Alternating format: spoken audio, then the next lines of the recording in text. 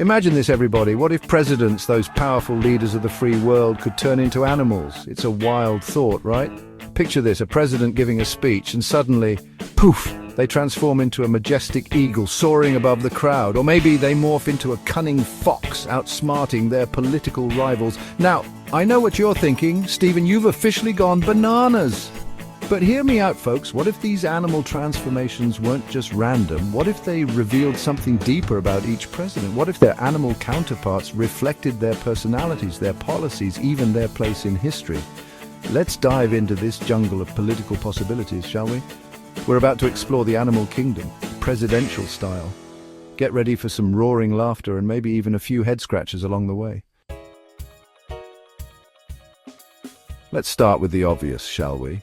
The eagle, that majestic symbol of America, has got to be George Washington, right?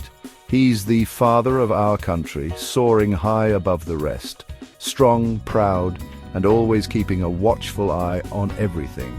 And who could forget the donkey? Stubborn, hard-working, and always fighting for the average Joe. That's right, folks, I'm talking about honest Abe Lincoln.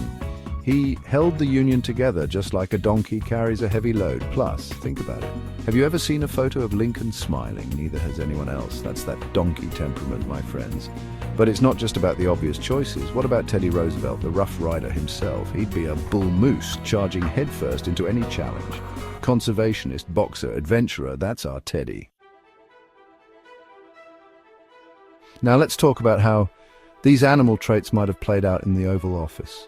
Imagine using his sharp eyesight to spot enemies from miles away, or President Donkey Lincoln stubbornly refusing to give up on the Union even when things looked bleak. Think about President Moose Roosevelt, to clear a path for progress. He'd be all about protecting the little guy, just like a moose protects its young. And don't even get me started on the diplomatic standoffs. Picture a grizzly bear over a trade deal. Talk about high-stakes negotiations. It's enough to make you wonder if maybe, just maybe, we've been looking at presidential history all wrong. So there you have it, folks, a glimpse into the wild world of presidents and their animal counterparts. It's a world full of laughter, intrigue, and maybe even a little bit of truth. Because when you think about it, don't all great leaders share some animalistic qualities? The courage of a lion, the wisdom of an owl, the tenacity of a... well, you get the picture. So the next time you're watching the news and you see a president on TV, take a closer look. You might just see a flicker of their animal side shining through.